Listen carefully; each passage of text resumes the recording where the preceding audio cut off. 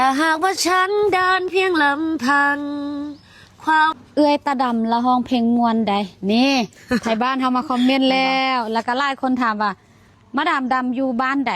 อยู่บ้านวังลำเด้อเมืองหุ่นแขวงอุดมใส่เนาะแล้วก็หลายคนก็ถามก้อยเนาะว่าอยู่ใส่ก้อยหันอยู่บ้านทะเลใต้เมืองน้ำบากแขวงหลวงพระบางก็คือไทยบ้านนอกคือกันนะแมนสู้ชีวิตมากสู้มากเลยแต่ว่ามื้อนี้เจ็บคอนิดนึงแต่ว่าที่ห้องให้ FC ฟังเนาะเพราะว่าขอเพลงนึงเอาเพลงนึงเนาะอยากห้องบ่แม่นหยังดอก เอาเพลงนี้มอบให้มาดามก้อยละกันมอบให้ทีมงานทุกคนมอบให้ทีมงานทุกคนเลยนักสู้แม่ยังบ่ทันห้องน้ำตาสิไหลเลยอย่าบ่ให้ 1 2 3ถ้าหากว่าฉันเดินเพียงลำพังความฝันคงไม่ถึงสักทีขอบคุณกำลังใจที่มีขอบคุณนะถ้าหากว่าฉันยังมีเรี่ยวแรงจะขออะไรวะฉันขอสัญญาแค่นี้กันว่าจะรักไม่ได้ละก่อนล่าสุดบ่จือเพลงก็เป็นอย่างเป็นจะได้ฟังสำนีกับหัวมวลแล้วนะอันนี้ก็คือเจ้าของบ้านในมือนี้แล้วก็เจ้าของรถปอร์เช่ในมือนี้แล้วก็บริแมนมีแค่ปอร์เช่คันเดียวเนาะนับนี่กัน1 2 3 4 5 7 8 9 10รถเพิ่นบักหลายๆคันแล้วก็มีโกดังมีโรงงานเนาะก็คือหลายคนก็อาจจะยังบ่เชื่อว่า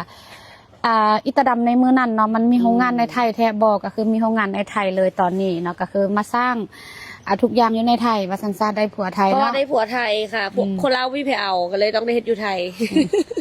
อยู่ลาวขายบ่ออกอยู่ลาวขายบ่ออกก็เลยมาได้มาขายออกอยู่ไทยกันยังดีเพื่อนแต่ว่าอยู่ใกล้ๆนะอยู่ใกล้ๆเวียงจันทน์เองเนาะอยู่อุดรธานีถ้าผู้ใดแบบว่าอยากซื้นชมโรงงานอยากแบบบ่เชื่อแบบบ่มั่นใจในแบบในตัวแบบเจ้าของโรงงานว่ามันมีแท้บ่มันปลอมบ่สามารถแบบว่ามาเลย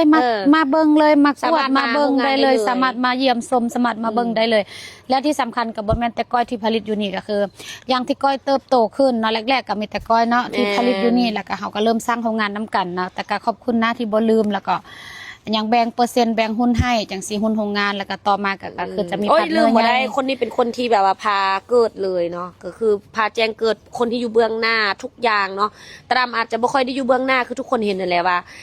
ตาดำมันแบบมันเป็นไผนี่เป็นไผบ่เคยเห็นมันเลยเพราะว่าตาดำบ่ค่อยออกมาเบื้องหน้าโดนๆจะออกมาทีนึงจะออกมาก็ช่วงแบบปากหมาหน้าหมาแล้วว่าดราม่าเท่านั้นเนาะแต่ว่าที่ออกมาแบบทำคอนเทนต์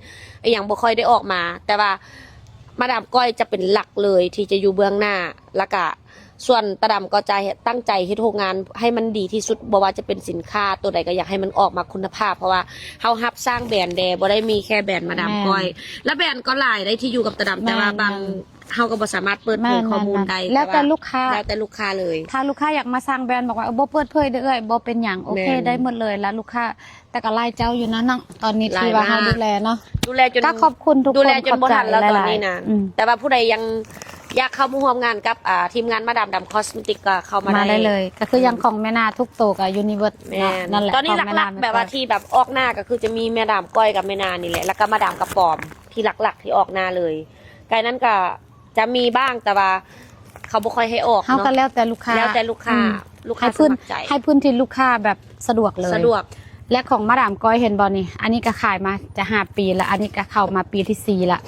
ขายดีทุกอันขายดีทุกตัวอันนี้คือตอบโจทย์ปัญหาภายในและส่วงล่างเด้อต่อคอซ้ำเหือเรือรังกีเมนกีเนามักเจ็บท้องน้อยมักเจ็บหมดลูกประจำเดือนมาพันใดมักเจ็บท้องน้อยมีกิจกรรมกันแบบมันบนแน่นบกระซับนะตัวนี้เลยกิน2 แคปก่อนนอนอันนี้ล้างคาเสือลาเด้อผู้หญิงผู้ชายผู้น้อยผู้เฒ่าแม่ถือพาลังใดก่อนจะมีพอสพกะลังมีพอสพแล้วกะลังตัวนี้อันนี้คือเซตกินและกะลังที่สุดสำหรับธงสีเหลืองเนี่ยอันนี้ก็เข้าปีที่4แล้วว่าตัวนี้ก็แม่นอันนี้ก็เข้าปีที่4แล้วอันนี้บ่แม่นตั้งแต่เริ่มเฮาฮู้จักกันพุ่นเนาะแต่ว่าเฮาเปลี่ยนแพ็คเกจซื่อแม่นขายขี้ยากขี้บ่ออกถ้ากินหลายแล้วมันแบบว่าบ่อยากเป็นอึ่งไข่บ่อยากเป็นหมู3 สั้นก็ต้มกินเลยตัวนี้ก็คือออกหมดออกโลงออกเกลียงที่สำคัญมันปลอดภัยมันเป็นสมุนไพรไทยเนาะตาดำเป็นคนที่อ้วนง่ายนะทุกคนแต่ว่าตาดำจะบ่ปล่อยให้ตัวเองแบบว่ามีหน้าท้องแต่ว่าหุ่นก็ยังดีอยู่ยังแบบนี่นะทงบ่ฮู้ระเบ้าเรื่องฮู้มากแต่ละคนมันบ่คือกันแล้วก็ยังมีเซตนาใสอันนี้สินค้ามาดามก้อยทุกอันเลยก็คือผลิตอยู่นี่เบิดเลยเนาะฝากทุกคนอุดหนุนเด้อแล้วก็สำหรับผู้ใดอยากมาสร้างแบรนด์ก็มาได้เลยจ้ะ สบู่ใส่ดีแห้งพอได้ล้างก็เป็นแบบนี้แหละพอได้เป็นสิวอุดตันสิวเซียนสิวซัมเมอร์สิวเรื้อรังแพ้สารแพ้แมทแพ้เครื่องสำอางล้างรถเด้อล้างแล้วสิวยุบไวบำรุงต่อด้วยเซรั่มยกกระชับรูขุมขนลดรอยดำรอยแดงลดฝ้าลดกะและที่สำคัญหน้าเบาบางสิวยุบฟ้าจางต่อด้วยโอเคกันแดดตบเลยเด้อพี่น้องเด้อบอกเลยได้ทุกสภาพผิวเป็นกันแดดกันน้ำคุมมันกันเหงื่อบ่เป็นสิวอุดตันบ่เป็นคราบระวังวันตบแล้วเนียนแบบนี้เลยบ่เป็นสิวพร้อมเด้อตบด้วยโอเคแป้งต่อพี่น้องบอกเลยว่าปกปิดรอยดำรอยแดงปกปิดรุมสิวคุมสิวปกปิดฝ้ากระปกปิดจุดด่างดำ01ผิวขาว02ผิวสีแทนเนียนแบบนี้แหละ